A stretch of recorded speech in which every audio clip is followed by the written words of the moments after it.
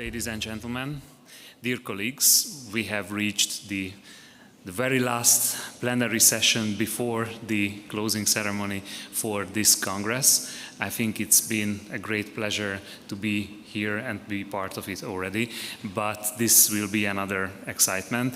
So for today's plenary session, we have a great lecturer, a great speaker. Ladies and gentlemen, let me invite to the stage Professor Özge Öner from the University of Cambridge.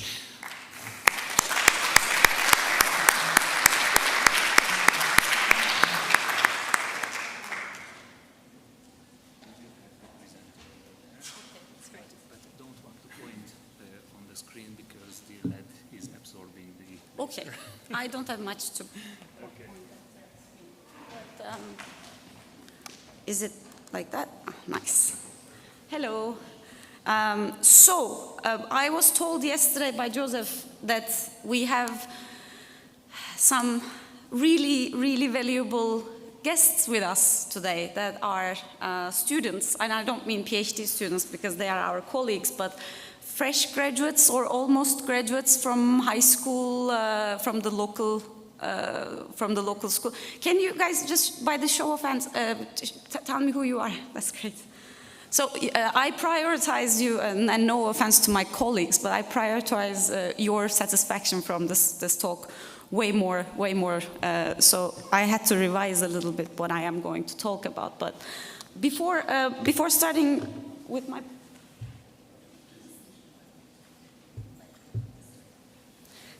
So before starting my presentation, my name is Özge. I have the Ö in my name too, as it exists in very few languages. From that you can understand that I am either from this place or that place. I'm born and raised in Turkey, but I've spent almost all my adult life in Sweden before moving to England. I am an economist, so I studied economics through and through. And at one point along the way, I met the great regional scientists at Jönköping International Business School. Among them, there were Åke Andersson, Börje Johansson, Charlie Carlson, Hans Westlund, and many others that are slightly younger than them, who introduced me to the field of urban and regional economics, hence regional science. And it's kind of interesting to think about this field to those of you who are not familiar with what we are doing here, because among us there are urban planners, economists, sometimes you find even engineers, geographers, urban sociologues. I mean, there are so many different domains of science that are interested in the kinds of questions we are trying to answer here. The obvious reason why it is so exciting for me to be engaged with this community and this literature is that human nature is very complex. We do things that are very difficult to explain through the traditional theories in an individual field, so to say. But one thing that appears to be common is that most of our choices, most of our preferences in life are spatially bounded, so that they're not independent of space. So I want you to keep this in mind throughout the presentation, that the stuff that I will show you today may look a little discrete and not altogether connected, perhaps, but geography is the underlying mechanism that is evident in all of them, and in all of our work that is done by these great people here. So one thing that regional science has worked on quite a lot is, okay, so why is space important for productivity and site of production? And the vast majority of the literature up until almost 25 years ago was mostly interested in mechanisms of production and how space was related to that. I was quite lucky to discover earlier literature by people like late John Parr and Gordon Mulligan and so on, who were interested in the way people were consuming in space, so preferences for consumption. It wasn't that easy for us to understand, or rather it wasn't as easy for us to understand why people had certain preferences for consumption in space as our understanding of why, for example, some companies and factories were located in certain places. you may think what geography of polarization and discontent have to do with consumption. At the end of the day, we have an individual with a very complex choice set. That in our choice set, we have several things that we can use to manifest our preferences. And this choice set is also very spatially bounded, right? That what you prefer to listen to, which restaurant you pick, which school you choose to study at, which political party you choose to vote, they're all very geographically defined and spatially sticky choices that you are presented with in life. So I started thinking more and more over the past 6-7 years about political geography, and the political geography literature often deals with these big regions and countries and the way people vote in rather large geographical areas, basically. But what we have seen in many countries is that there's some sort of a structural change in the way people are voting. I know all of you are extremely familiar with the ever-growing literature on polarization.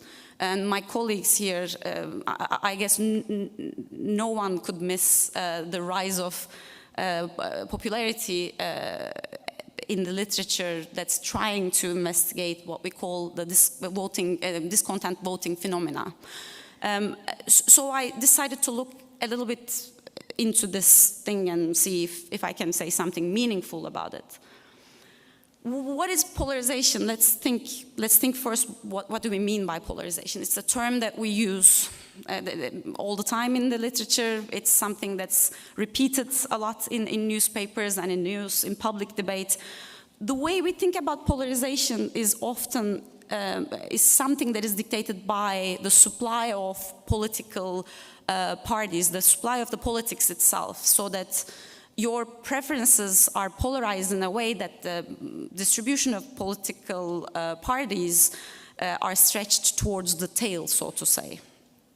And the way I think about this is that actually it is a phenomenon that is very difficult to work with in a causal sense, because if you are provided with a political narrative that distinguishes the two tails of the distribution in a way that they are mutually exclusive, it is going to be extremely difficult for the parties to present politics to its voters that combines these two tails. So it actually feeds back into the system and even further stretches the tails. So I'm working currently on something that, I mean, these maps are from a few days ago. I just wanted to show you something from one of the countries that I am interested in. We started mapping this idea of polarization in a way, together with a colleague of mine in Turkey, to see what the right spatial scale for us to think about when we think about polarization to begin with. Because a country can be polarized, a city can be polarized, or the little neighborhoods that are nested within a city can also be polarized. So we work with, and this is again to my guests that are students, this is something we do for describing the diversity of many things in space. So this is using an entropy measure. It's a diversity index, but it's an inverse diversity measure. So if you actually can observe the voting behavior of people in a geographically delimited area, there's a way for you to identify what the level of diversity of those preferences are at that spatial scale. And here on the, well, yes, for you on the left-hand side, we looked at the early 2000s when the Erdogan regime began. We took one of the local elections that happened right after, and looked at the city scale to see, or the electoral districts, to see how the political preferences were diversified at that point in time, and then checked it against the more recent election, not the one that happened 10 days ago, but in 2019. And you can see clearly that most of the places became more polarized, meaning that the diversity of political preferences you observed back then are not as evident some 15 years later. That means factually speaking. If you have, again, a distribution of political positions that are presented to you by different political actors and parties, that means that whatever existed in the middle started eroding, so that the tails started to stretch. It becomes a more dichotomous, a more bifurcated milieu for the electorate. So you choose either that or this. This kind of pattern you can observe in almost every country these days, and that's why I call it a structural change, basically. These political divides that we are talking about are produced not only one side of the political spectrum, but anybody that is engaged with politics. So that's one thing that we have to keep in mind. And those of us who are politically engaged often think that the notion of polarization can only be produced by one end of the spectrum, and that is absolutely not possible, right? That everybody needs to move towards the extreme of their position in order for polarization to happen in the first place. So that's something that's very important to keep in mind. But as it is the case with any question in our field, I often would like to ask myself, so okay, so this thing that I'm observing at this spatial scale, does that replicate itself if I look at a different spatial scale? And what you see on the other map is the smaller areas. These are little neighborhoods in Istanbul. And it's quite interesting because what I see at the country level, what I see at the national level across different electoral areas in terms of polarization, does not necessarily replicate itself when I actually zoom in and take a closer look at the metropolitan area. There are various reasons why that may be the case, and this is exactly what we are trying to study right now. But before moving on to the stuff that are actually completed and published in my research portfolio, I wanted to show this so that we can keep in mind that everything we find requires to be questioned for its external validity with respect to the spatial scale at which it is observed. So saying that a country is polarized does not necessarily mean that we see polarization everywhere at the same scale, at the same measure. So,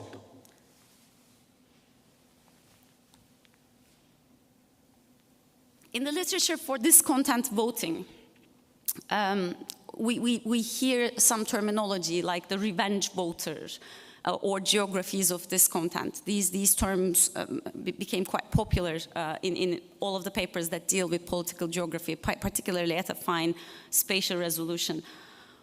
What we see here when we are looking at the revenge voting Rolodex, so to say, is that there's always some sort of geographical divide in the way we observe people's political preferences. In some countries, it's a north-south divide. In some others, it's an east-west divide.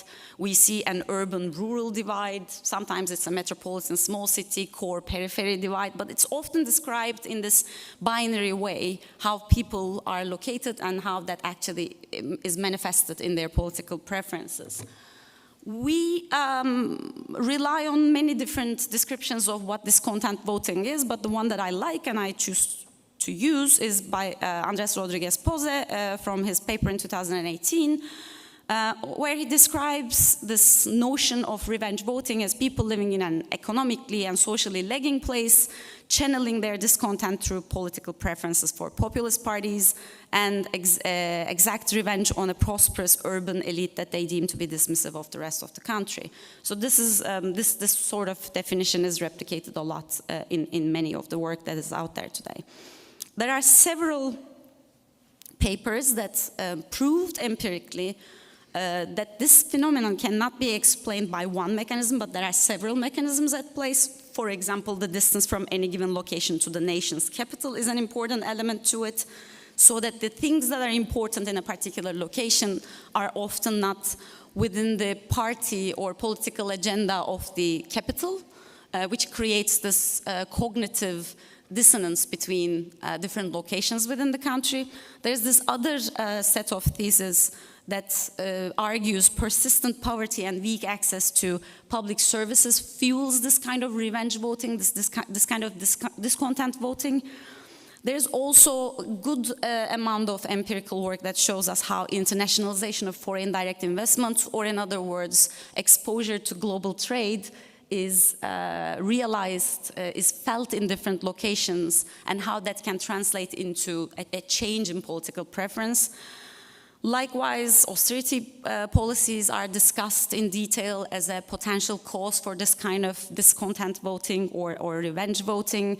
And the one that is probably discussed most, if not in the literature, definitely in public debate in almost all European countries, is the anti-immigration sentiments.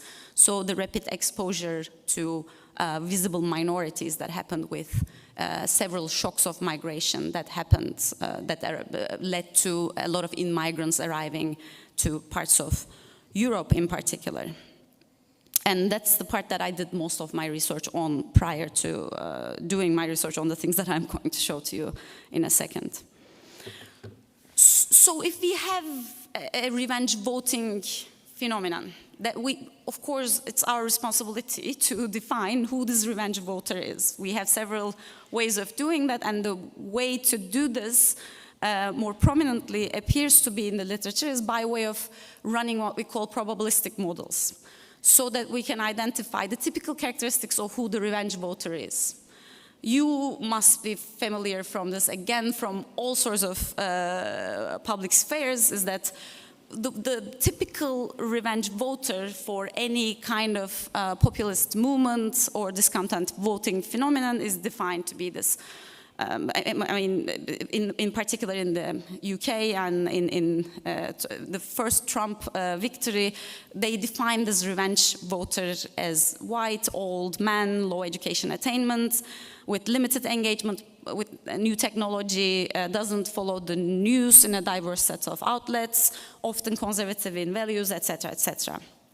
So the interesting bit about this is that also these people tend to live in particular environments with high economic grievances, low economic output, low income areas, low education attainment, high out immigration, high unemployment, high public fund cuts, low quality infrastructure, more peripheral rural areas that are not contained within the prosperity of urban metropolitan sphere, high exposure to globalization, and in a way that didn't allow them to capitalize on the fruits of globalization, so to say, and limited ability to adapt to structural changes that happen around them that are not bounded to the local economy of their area.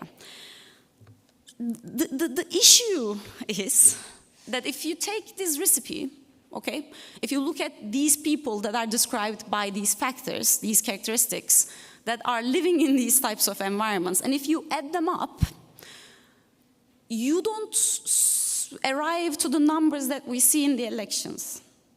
What I mean is, let me give you Brexit election, the Brexit referendum as a case.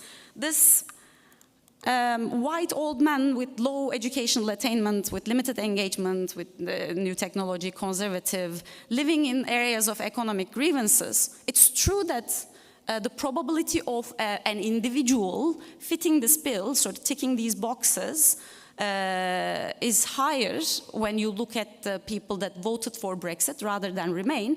But if I actually add all of the people in the society that fit the bill, that ticks all of these boxes up, and that is assuming that everybody with these characteristics also voted for Brexit, which is not the case, obviously, but for the sake of argument, let's assume that everybody that is like that voted for Brexit, right? If we add these people up, we do not have 50% of the voter population, okay? We do not even have 30% of the voter population. Because in vast majority of the countries, the vast majority of the voter base are not living in the areas that are described by the factors that I showed you in the previous slide, and they are definitely not the kind of people that I described you relying on the existing research for who revenge voter is. So obviously we are missing here something, right?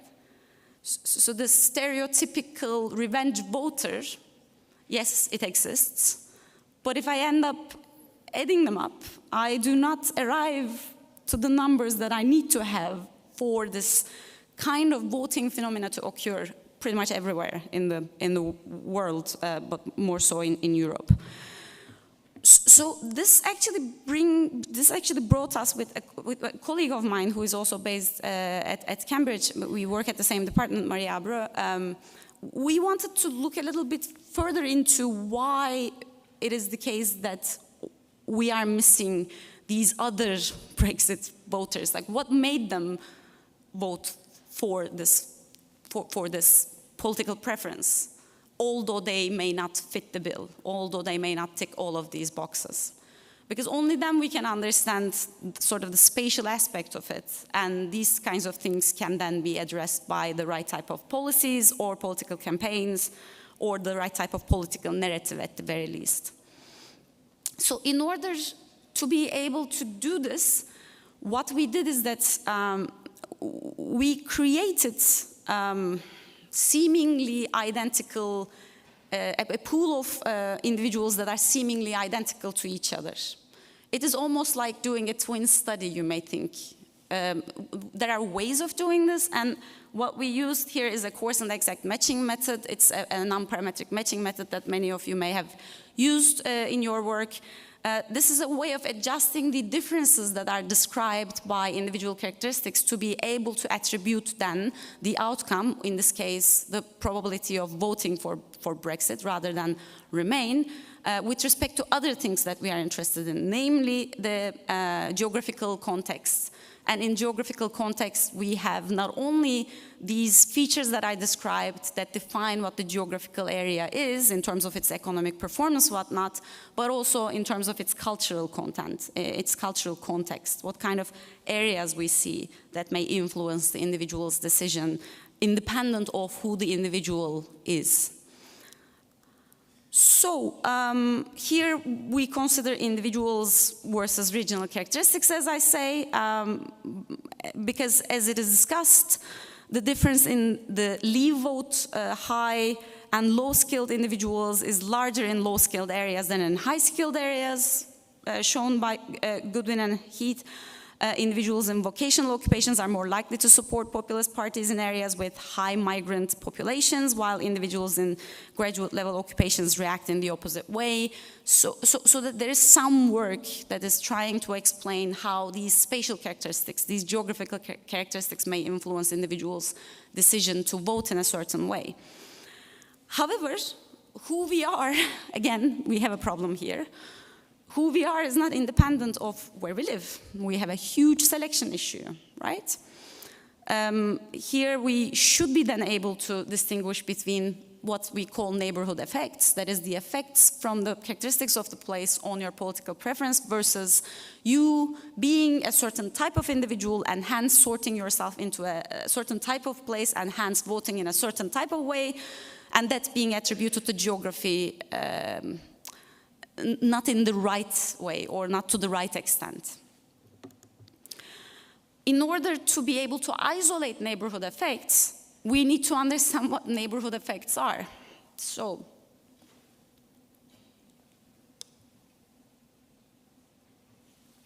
neighborhood effects can be summarized under many bullet points, but for simplicity, and I know that it's been many, many sessions for everyone, I came up with a few bullet points that sort of summarizes the entire political geography literature on this matter.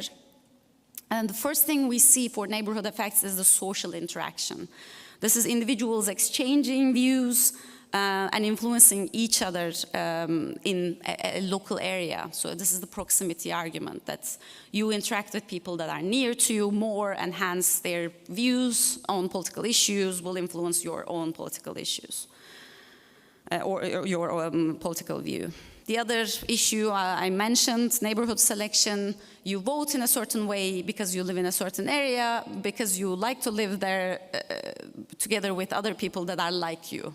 And this has nothing to do with how you are influenced by their political view, but it's rather about how you ended up in that neighborhood in the first place. There's also this concept that I like quite a lot. It's very difficult to study empirically, since the quantification of it is rather difficult, is emulation. Emulation is individuals conforming to local social norms and choose to behave like others in their neighborhood, even in the absence of direct social interaction. So this is, like I said, is very difficult to identify. I mean, the social interaction in a local area is very difficult to identify in the first place, let alone emulation, because in emulation, you don't really need to interact with an individual to be influenced by their view about something, but it is sufficient for you to coexist in a geography, so that by observation and quite unintentionally so, your norms start to converge to the average norm around you, or the average view around you.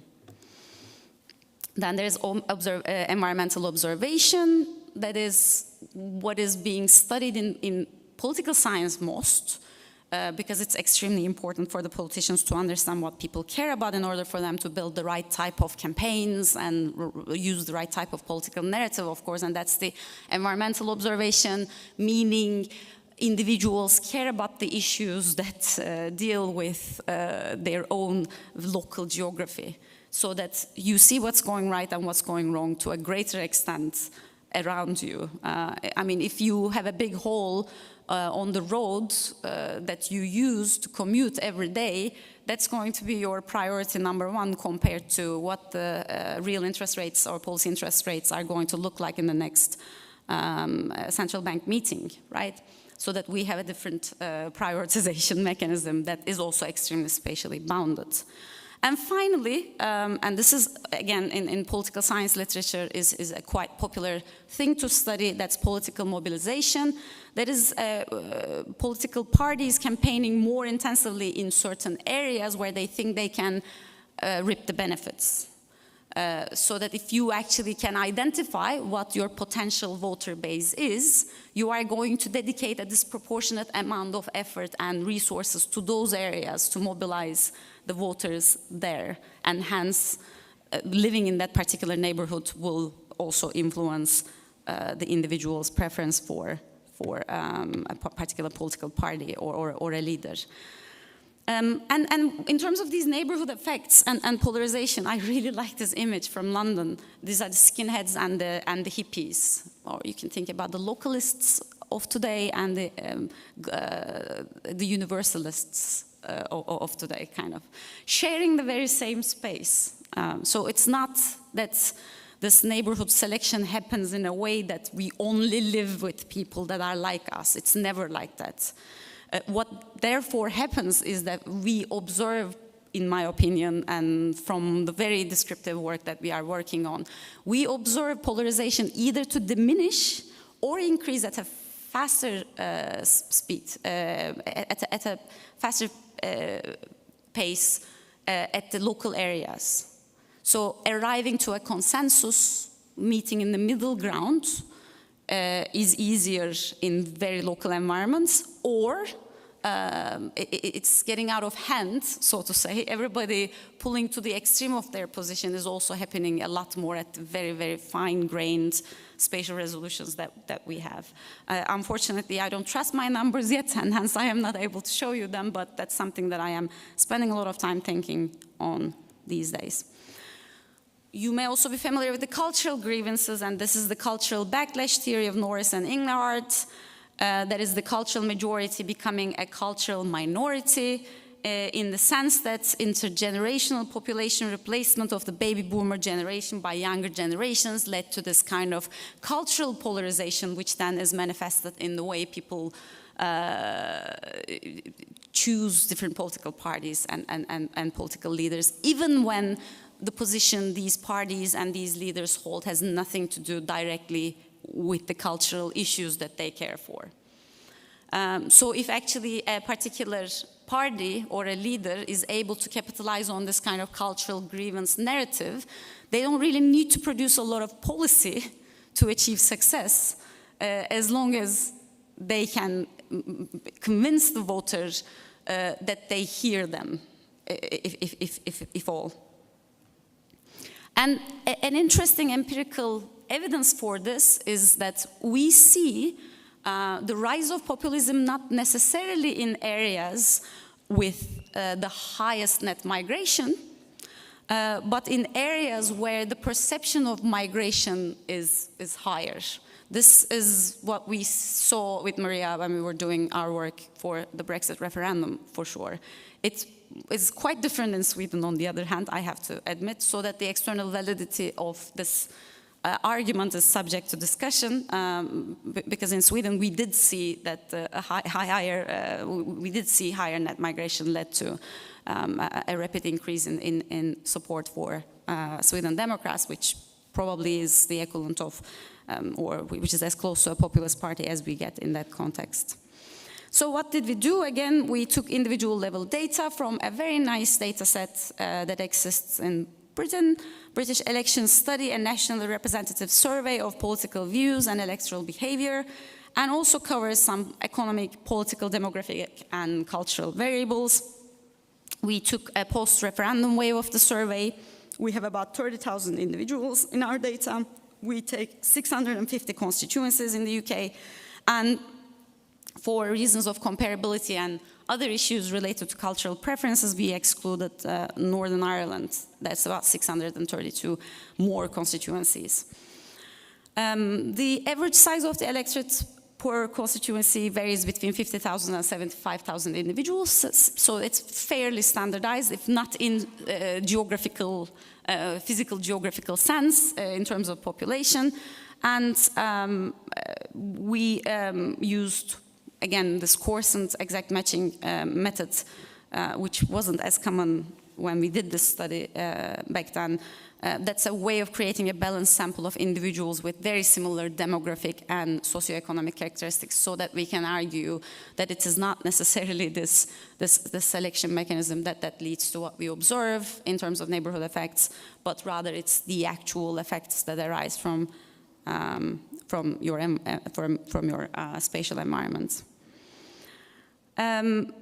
So what we are here trying to accomplish is decomposing what matters for this Brexit vote. Is it political mobilization or social emulation of political views, or is it environmental observation, social interaction, and economic grievances? Or, as it is argued by a vast majority of the existing research, is it contextual effects resulting from cultural grievances? So is it that your observation of the culture around you or the sentimental reactions you have that led to the way you vote, or is it really this lagging places, this left behind places phenomena that we observe?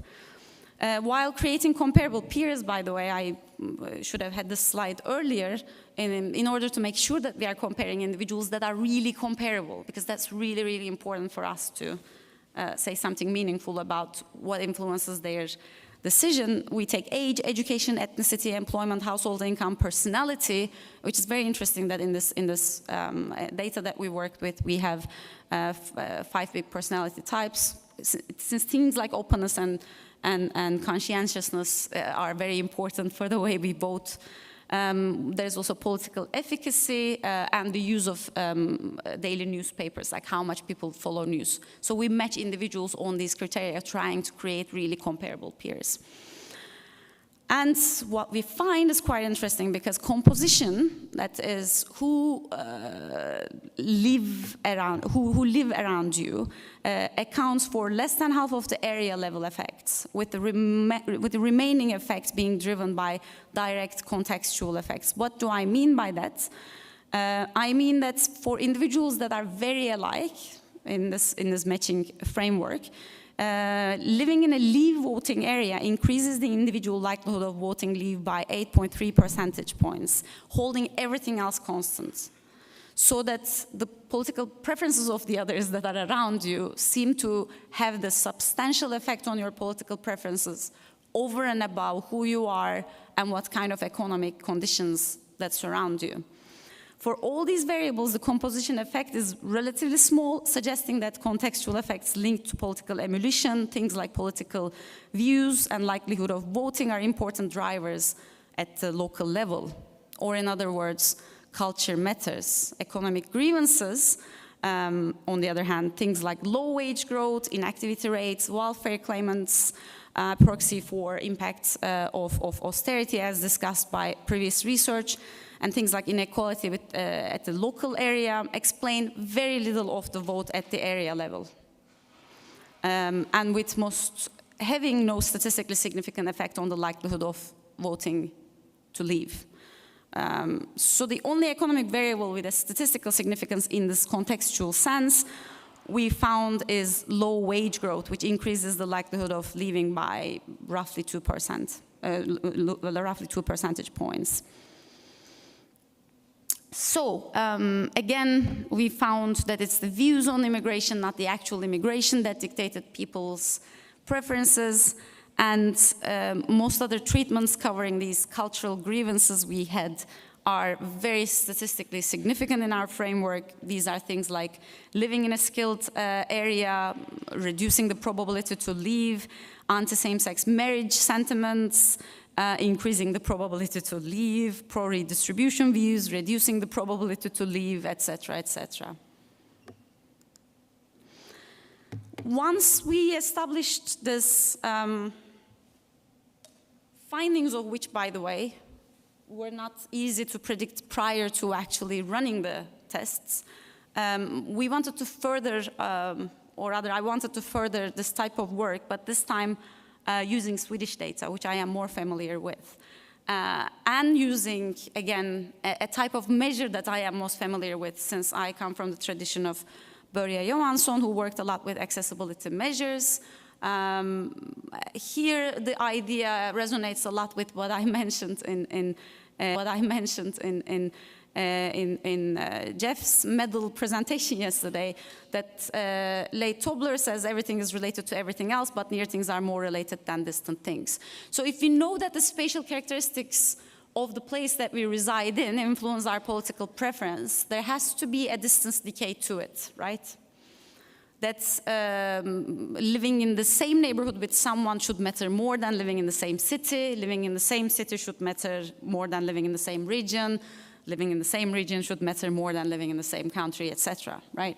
So it's the territorial framework that so many of my regional scientist friends work with, but applied to a sort of a smaller spatial scale.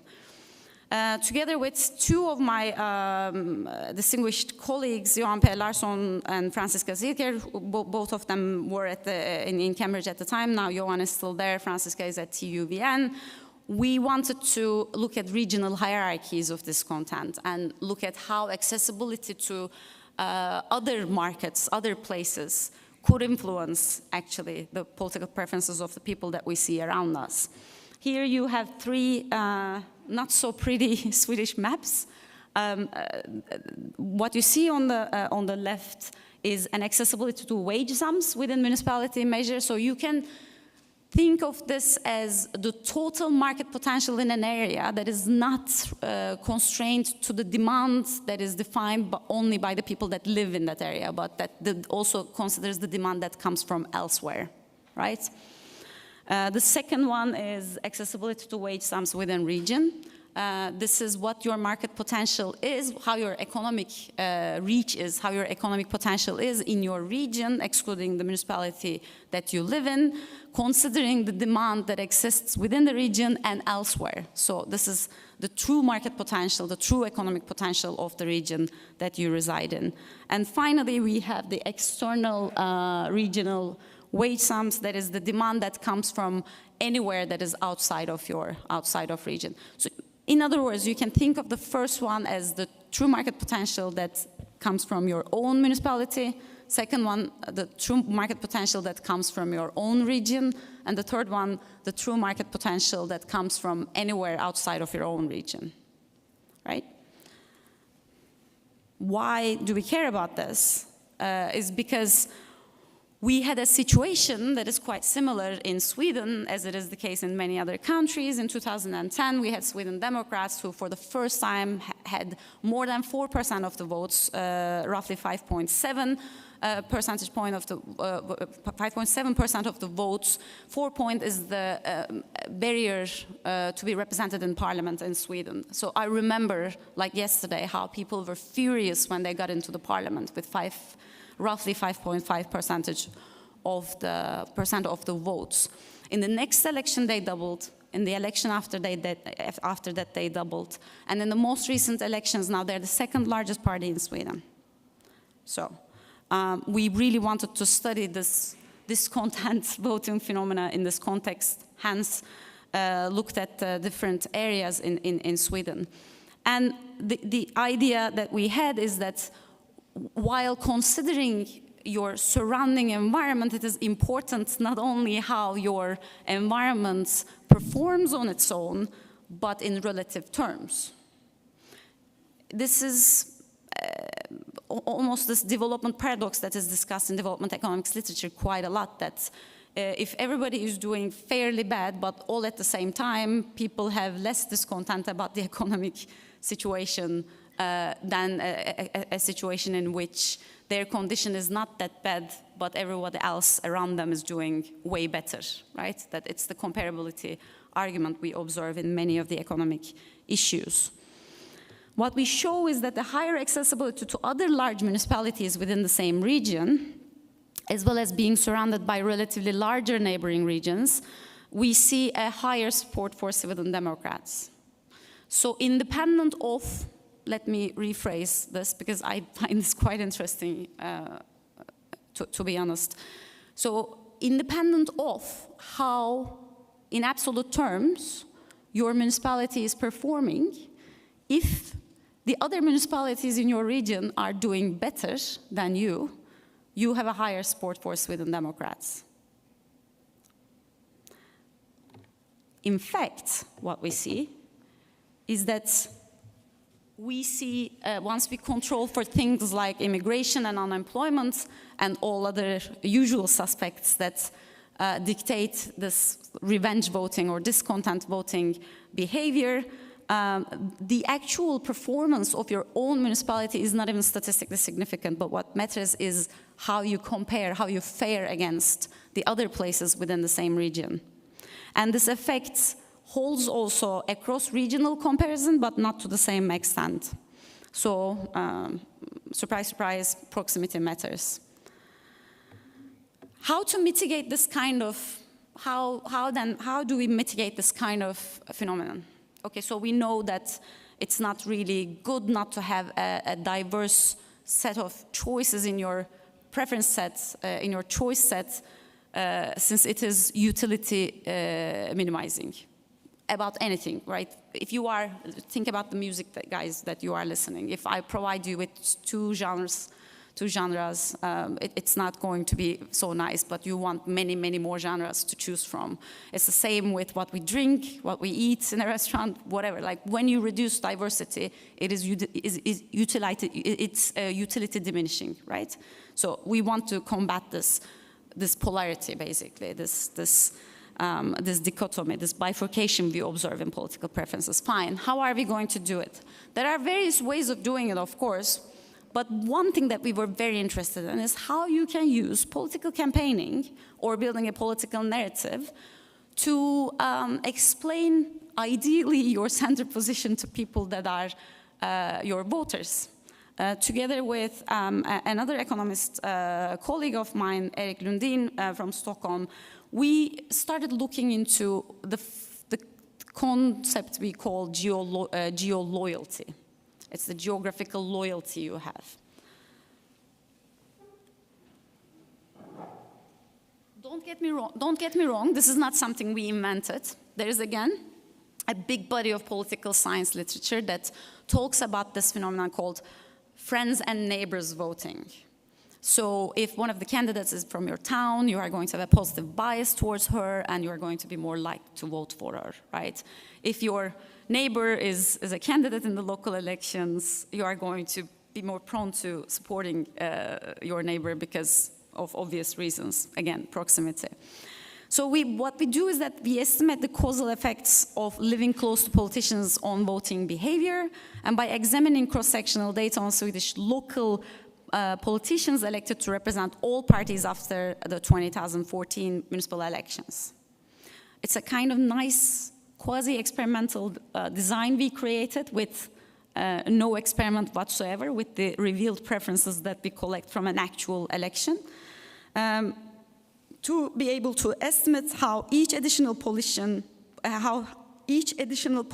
representing a political party, people's preferences at that local area, at that constituency, changed, how their support for that political party changed.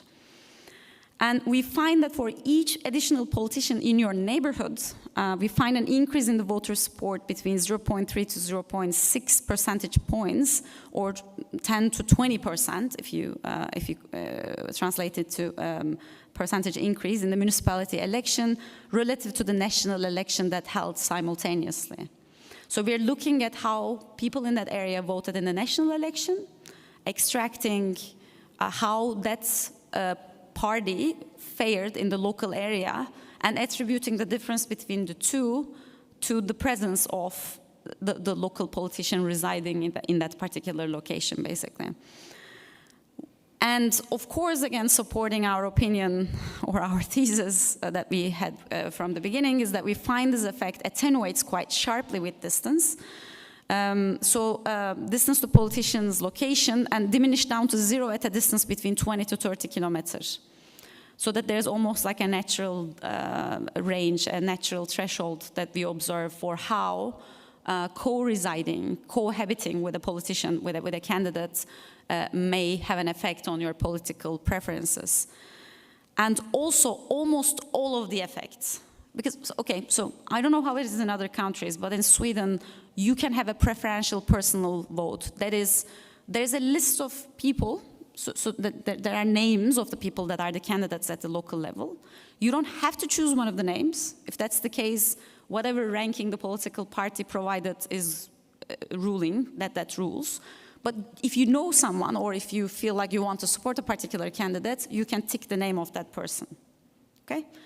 And again, serving to our thesis, almost all of this effect from friends and neighbors voting comes from preferential votes. So that we can attribute the entirety of the effect to the fact that the voter knew, or at least had some idea about who he or she was voting for at the local elections. So everything I showed, I'm wrapping up. I know I don't have much time, and Vicenta wants to throw some tomatoes at me now because am I eating up your time? Melons. I have a flight to catch. I don't want to end up in an hospital. But. Summarizing in 4 points. Sorting matters a lot. In order for us to understand who the typical voter is, we need to be able to isolate why we see certain types of people in certain types of places. Otherwise, individual characteristics can be overvalued in our understanding of why people vote and the way they vote. And in fact, this is anecdotal, since as a hobby, I engage with politics quite a bit. I did this in the past in Sweden, and these days I'm trying to do it in Turkey. And this is an anecdotal bit of information. The more we try to stereotype who the voter is, the more it fuels this revenge voting and polarization, the way I see it. So I think we need to understand what kind of narrative and cultural issues they vote for, way more than the characteristics of the voter. And also, it's not a practical thing to do, to stereotype the revenge voter, because whoever the person is, he or she will remain as the person they are. But how their worldview, their political preferences can be influenced is not a static thing. It's a rather dynamic thing that can be worked with, both with political tools and spatial tools. Again, it's extremely important to be able to distinguish between absolute versus relative support. That is characterizing the typical voter or the typical area, and that is absolutely not sufficient, because if we look at the total number of people residing in these lagging regions, in these left behind places, the numbers don't add up to the level of support we observe for populist parties, which means we are missing out a big chunk of the voters that are not necessarily living in economically challenged areas, that are still voting for populist parties and that are still engaged with revenge voting. And that's our intellectual responsibility, in my opinion, to be able to understand why that's the case. Regional hierarchies matter. When I say this to a politician, it means absolutely nothing to them. I am so happy to be holding this talk with people that understand this better than most crowds out there. That is to say, no place exists in isolation. No place is in a vacuum. So a neighborhood is in interaction with other neighborhoods in the city all the time. The city is in interaction with other cities in the region all the time. So it's not only enough. So it's not enough only to improve the conditions in a particular area, but also combating whatever inequality or the perceived inequality there is a must for normalizing this bifurcation we see in political preferences. And finally, local political efforts pay off, even when they don't. That is to say, localized political efforts are important to combat populism. People do indeed care about local issues, as it is manifested by their preference, their individual preferences for the people that they know or that they recognize. So if you want to actually change the populist sentiment at the national level, possibly the best way to do it is starting from a bottom-up approach and starting from the neighborhoods or smaller constituencies and understanding what it is specifically that is making them vote in the way they do. Thank you so very much for listening to me, and I think I overran my time. Thanks.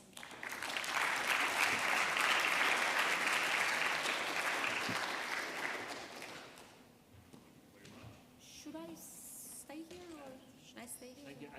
I basically only have one role to invite now Vicente Ruela on the stage from Universitat Autonòmica de Barcelona as a discussant. So please sit down, take a seat, and you can continue your conversation. Thank you. Notes on my phone, it's great. Thank you so much for allowing me just to comment on the presentation of Özge. I think it's you did a fantastic work, and I really enjoyed your presentation and learning from your papers. I think it's very nice. Congratulations. And then, as we, just for the young audience, I'll let you know that sometimes we are invited to be evaluating a final work, a master thesis, a PhD thesis, etc. And then you are supposed to be giving comments. And when a thesis is composed by 3 papers in general, and if the papers are already published, I mean, what type of comments can you do? So this is something similar which happens to you. I mean, what type of comments can I do? So rather than comments, what I will derive is just to a list of questions which come to my mind by listening to you. And the first has to see with a word what is generally not addressed properly, and I think you really focus on very, very nicely, which is in the phrase of the revenge of places that don't matter. There are 2 key words, which is the revenge and don't matter.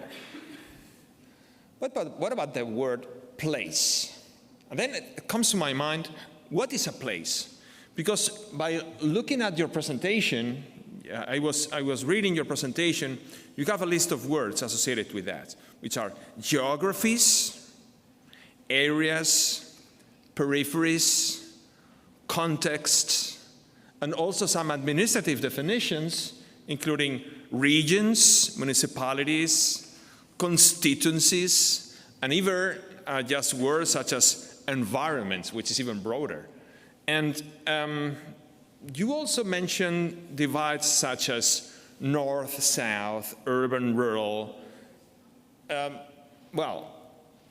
We move from a world in which politically we had the left and the right to a world in which the difference is between in and out, me and you, okay? So you have incredibly defined what is the distance to which just the belonging, just the major, which is presented, or the electorate is 30 kilometers. Beyond 30 kilometers, doesn't matter. Come on, this is amazing. But my first question then has to see with that. So what is a place? What is a place? How do we find a place? Where do we have to address our policies? What is the unit, what is the spatial body we have to address our efforts? And this connects to something which you, of course, you don't have to look at it and in your works, but I think it's something new, which is one of the effects of the pandemic, of COVID. Because of COVID, many people started just to work at home, and well, if you have I don't know, you have a house in a mountain by the beach, then you take your laptop and you work from there 2 days a week, which is great. Even more, some people is just only have to go for work just once per month, let's say. First Tuesdays of the month, you have to be at the office, right? So, but the rest of the people, in general, what we see is that if this is taking place, well, in general, we will see that places will be more balanced, okay? But what is taking place in the end is that the people from the cities are taking the city with them to the village, okay? So we have an additional divide, an additional discontent, which is not just anymore one municipality against another. It's just people from the city come to my place and they want to tell me, what do I have to do with my life? So this is really interesting. Just this is a new direction of breaking geographies and completely, and well, I don't know. This is my second question. And my final question has to see with one point of geography, which is for people like me who at some point will have worked with agglomeration economies. We know that big cities are in general rich. Okay, you see London, you see Paris, you see New York, you see big cities which are allowing people just to have very high wages. Okay, so the bigger the city, the more income you have. Great. On the other side, when you look at life satisfaction and you ask people, how do you feel with your life today? I don't know. I mean, there are several ways you can answer the question, whether 0 to 10, how you feel today with your life as a whole. The typical answer is 7.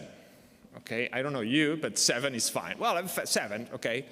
I mean, if you have a 4, if you are unemployed, I mean, you don't have a leg or whatever, and then many things can happen, but in general, this is a typical answer. When you look at the average life satisfaction against geography, in this case, the size of the city, the direction is the opposite as income. So bigger places are less satisfied on average. What is interesting, though, is inequality. Inequality which is actually very connected with discontent. The bigger the cities, the more unequal in terms of income, but interestingly also in terms of life satisfaction. Bigger cities, you see very important divide. And in fact, the biggest source of inequality is not one place against another place, one region against another region. The bigger source of inequality is within cities, okay? What actually drives you to the image of the skinheads and the hippies. So in the same city, you have very, very different types of people, which is very interesting. So, well, I don't know. So what we realize is that we have many dimensions, social dimensions, life satisfaction, income, and many others. And geography works in a very different direction depending on what you look at. Okay? This is just a comment. I don't know if it's even a question, but just they are on there. So please. Thank you. Sorry. I actually love the fact that you mentioned how heterogeneity changes from place to place.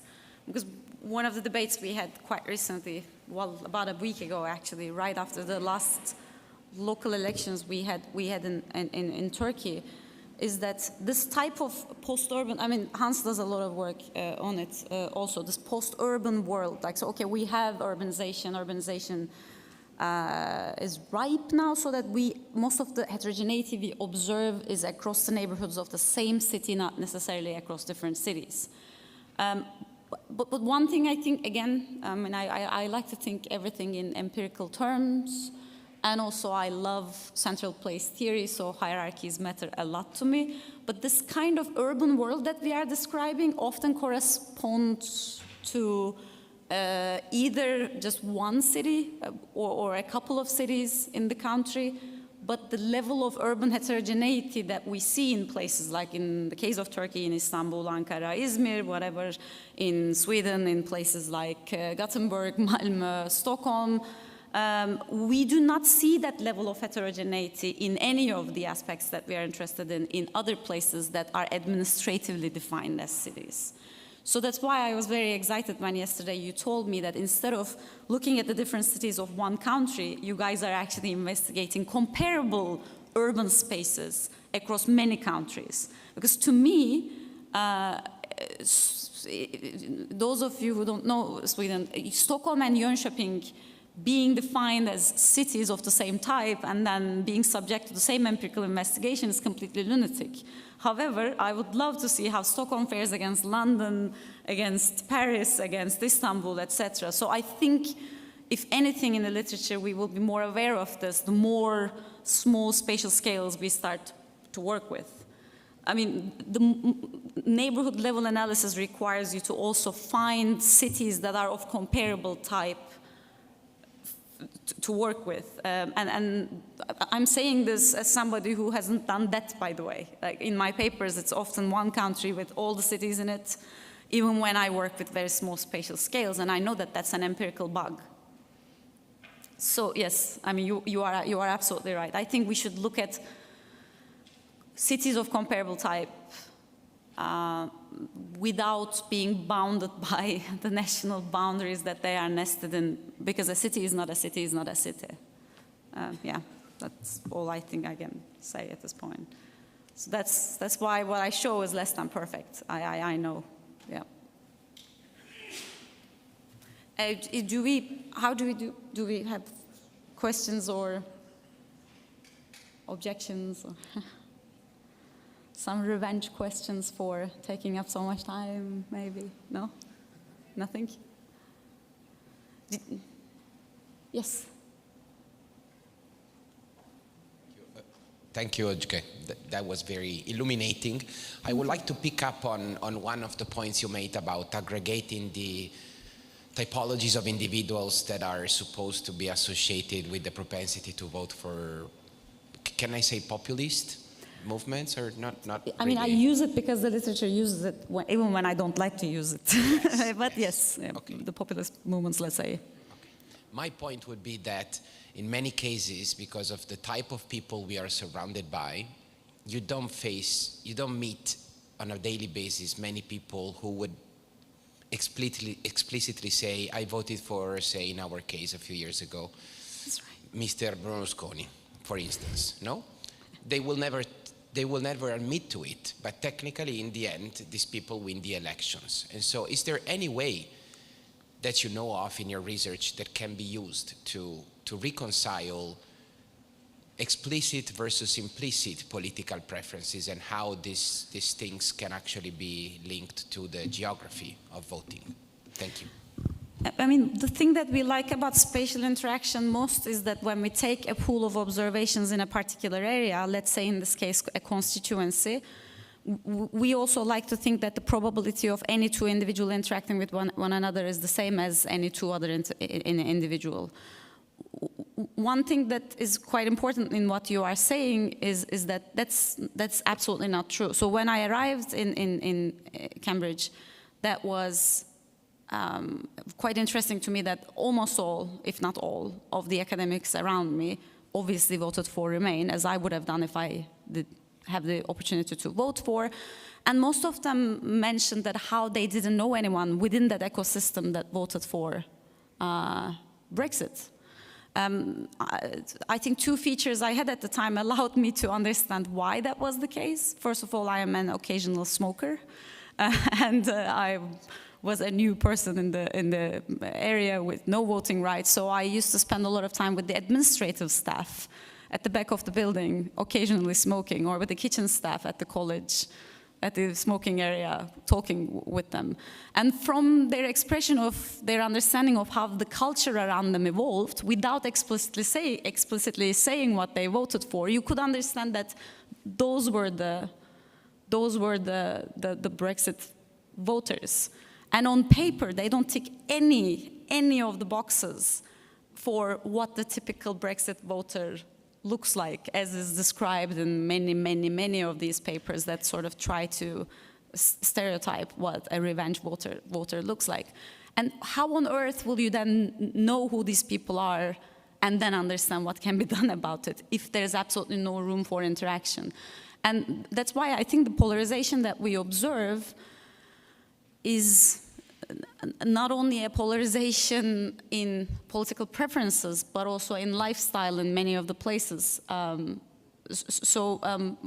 is the last stage of many sequential social preferences that we have along the way, that we need to study, and many people in sociology does that kind of inquiry, that we need to understand many things that come before you go to the ballot box.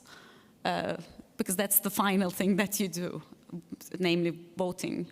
And there's absolutely no way of understanding it by, in my opinion, polling or asking people what their stated preferences are. You really need to come up with very creative ways of finding proxy variables that correlate a lot with a particular political view to understand what the actual revealed preferences are.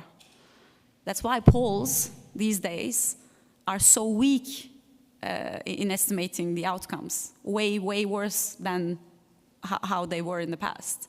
In almost all countries, the margin of error is much larger if you think about it, what we think is going to happen and what actually happens. There's a bigger gap now than in the olden days, so to say. Thank you. Yeah, it was a very long answer, I know, but yes. I don't know where. There's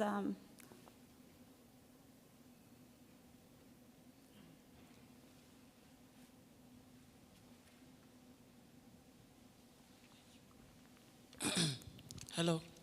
How do migration patterns and democratic shifts contribute to the evolution of microgeographical polarization and discontent, and how can societies adapt to these changes? And my second question is, to what extent do infrastructure inequalities such as access to transportation, healthcare, and public service exacerbate geographic disparities in polarization and discontent? Big questions, very big questions. Thank you so much. Migration is, I actually have published more on ethnic enclaves and microgeography of migrants than on political geography. Since I was a migrant twice removed, it's always fascinating to me to see how at a microspatial scale, things change when these places are exposed to migration. There are so many things that can be said about the relationship between migration and political preferences. And not one person or one paper has the ultimate answer for it. But one thing that I can say safely, well, there are other two things here, is that excuse the terminology, it's not my terminology, it's the terminology that's repeated quite a lot in the literature on tipping point and segregation, is that they have this notion of visible minorities versus non-visible minorities. And we know for a fact that there is a huge difference in the way people react to migration depending on the proximity of cultures between the minorities and the local population. That's why most of the empirical work on the relationship between migration and political preferences is far from arriving at a consensus, because migration happens in every country in a different way. We receive different types of migrants at different points in time, and the proximity between the cultural and economic affinity of the migrants and the local population differ from place to place. Keeping this in mind, there's one empirical regularity that we observe almost uniformly, that, again, it's not the total number of migrants around you that you seem to react to, but it's the speed of migration. So how fast the demographic profile in your area changes is something that apparently matters to you as a voter to a greater extent than the state of affairs as it is. And that's why we see, for example, many urban areas with a lot of migrants where we do not see a lot of revenge voting or discontent voting. But then you have a very small area which previously did not have a lot of migrants and now have some migrants, but not too many. But all of those migrants arrived all at once, very quickly. And this creates some kind of anxiety in the local population that are often dealing with other economic grievances and other cultural grievances, so that it's very easy to assign these problems at something that is evidently happening in front of their eyes at a very short span of time, rather than an evolutionary process, basically. So these, I mean, and so much can be said about migration and political preferences, but this is two things maybe to mention. Thank you.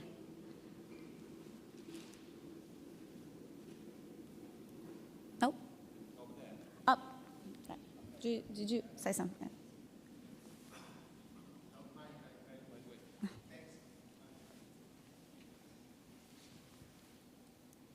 First of all, thanks for the very interesting and inspiring talk. So, Thank you. in general, the issue of geography of discontent and the way in which you are describing it's very interesting. Now, one issue.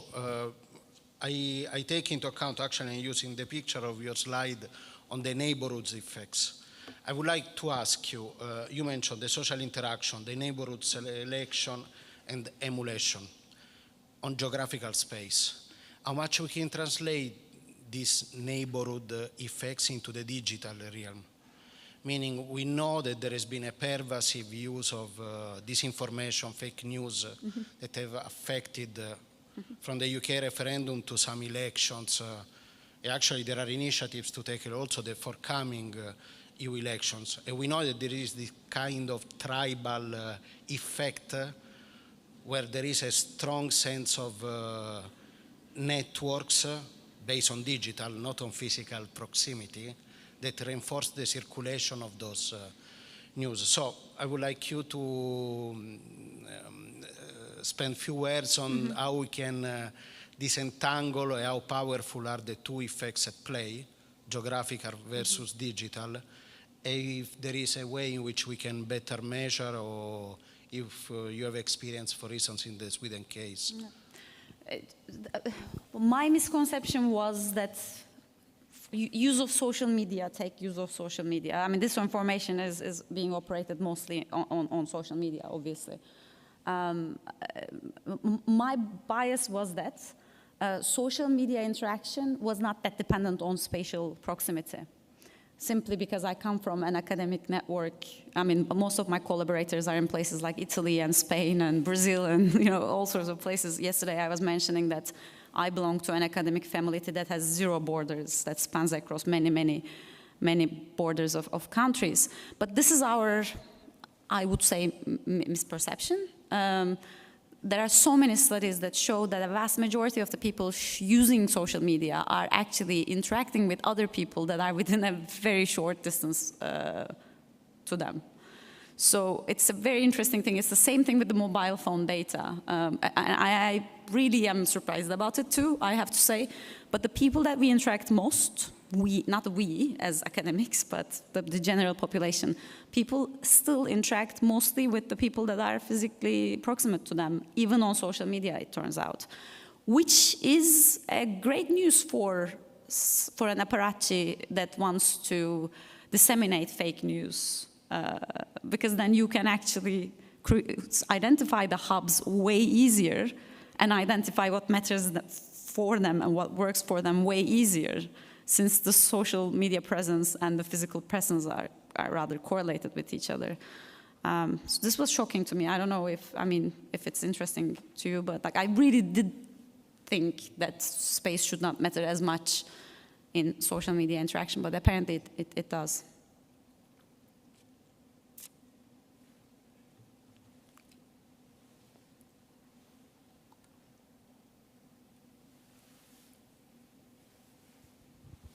Thanks very much for the talk. I have a question which could perhaps be provocative. It seems that this research agenda, which is broader than you, has set itself as a very hard task, which is to try to understand the driving forces behind growing shares of votes. And one characteristic, whether we call these revenge voters, populist parties or something, is for various reasons, the elite don't much care for these butts. And maybe the much simpler thing to do would be to actually study the elite. And I have in particular, and I'm not from the US, but there was a US data from 3 months ago, and it's from Rasmussen, who's one of the two big polling companies. And so Rasmussen did this survey of what they called the elite 1% in the United States. And this was people who have a graduate degree, who have family income of $150,000 US, and who live in a big city which was defined as more than 10,000 people per zip code. Well, translating that to international, any of us here in the audience who are professors, that's pretty much our position within our own home societies. And when you went from the faculty room or the college high table to go and have the smoke with the cookers and the cleaners at Cambridge when you were having your illicit smoke, you were kind of traveling from that 1% down to the much larger mass. Wouldn't the issue, which is the disdain the elite feel for these populist parties and these votes, wouldn't it be easier and simpler to study this 1% and what are their spatial and cultural characteristics? Because that's a far more homogeneous population. One doesn't need particularly difficult decompositions into sorting effects, into matching and so forth, because at heart the issue is this kind of divorce between the elite are increasingly disdainful of the masses, and whether that's the fault of the masses or the fault of the elite, I'm kind of agnostic onto that. I'm not so sure that it's the fault of the masses. This is a great paper idea, thank you, by the way. No, I mean it. I don't think I've stumbled on anything that looks at the 1%. That was a very popular terminology for a while too. We should think about that. I think that's an interesting bit. Maybe would you like to say something about like studying big cities in a pool? Very quickly. I'm pretty sure you have learned about Piketty and the inequality of the capital. What they do is like analyzing the 1 per 1,000 or 1 per 10,000 people. This is their focus. This is the major source of inequality, and very likely the major source of discontent. Okay? And we were commenting one of these days about the Ukrainian refugees. I come from Barcelona, and then the Ukrainian refugees in Barcelona are driving Porsche, Mercedes, and different this type of cars, okay? While in Poland, the refugees are very, very different type of people.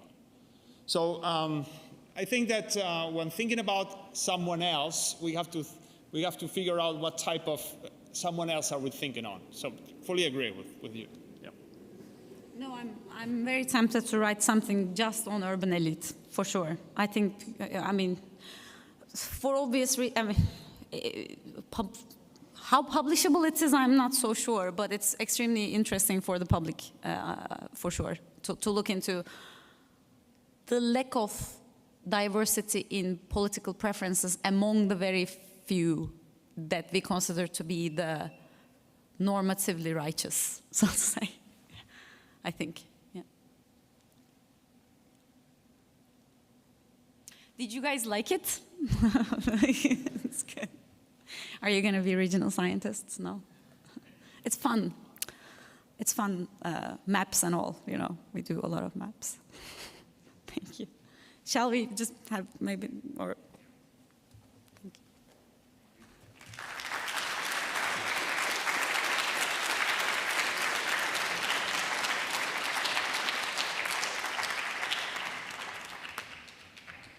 Thank you very much. And ladies and gentlemen, I'm afraid this was the very last scientific presentation that you could hear on this 14th World Congress. However, the sessions are maybe working in the next couple of minutes. So in order to conclude, now let's have a coffee break. And after the coffee break at 4 o'clock, we will have our closing ceremony, our closing session, where we can hear one more presentation from our academic, Dr. József Pop. Thank you very much. Coffee break, and we meet at 4 o'clock sharp. Thanks. Much too strong to let it go now.